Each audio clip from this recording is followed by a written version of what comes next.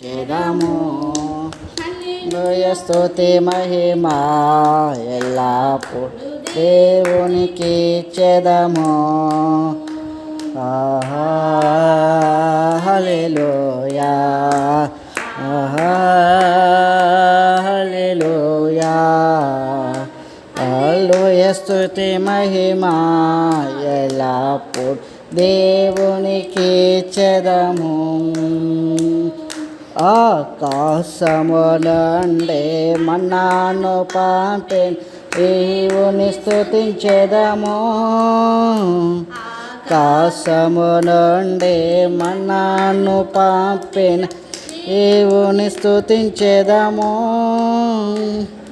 నుండి మధుర జలములు పంపిన ఆ యెహోవాను స్తుతించెదము. బండ నుండి మధుర జలములు పంపిన యెహోవాను స్తుతించెదము.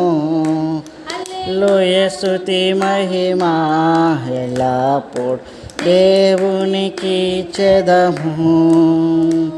హల్లెలూయా స్తుతి మహిమ ఎల్లప్పుడు దేవునికి చేదము. హల్లెలూయా హల్లెలూయా హల్లెలూయా హల్లెలూయా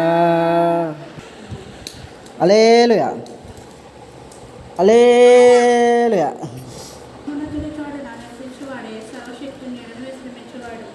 ఆయనే నాకు ఆశ్రయము, నా కోట, నేను నమ్ముకోను నా దేవుడిని నేను ఇంకొకటి చెప్పుచున్నాను. వేటకాని ఊరిలో నేను విడిపించును, నాశనకరమైన తెగులు రాకుండా నన్ను రక్షించును. ఆయన తన రెక్కలతో నిన్ను కప్పును, ఆయన రెక్కల క్రింద నీకు ఆశ్రయం కలుగును. ఆయన సత్యము చెడును రాలునైనది.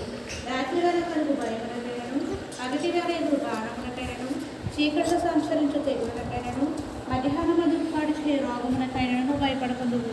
నీ ప్రక్కన 1000 మంది పడినను, నీ కుడి ప్రక్కన 10,000 మంది కూలినను భయం నీ వద్దకు రాదు. నువ్వు కనులారా చూచుండగా భక్తిహీనులకు ప్రతిఫలము కలుగును.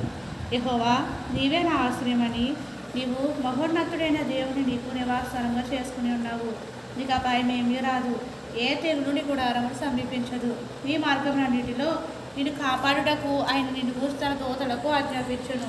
నీ పాదములను రాయి తప్పకుండా వారిని తమ చేతుల మీద ఎత్తుపట్టకూడదు.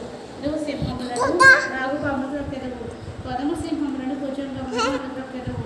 అతడు నన్ను ప్రేమించుచున్నాడు కనుక నేను అతను తప్పించేదను. అతడు నా నామమును ఎరిగినవాడు కనుక నేను అతనికి కనపరిచేదను.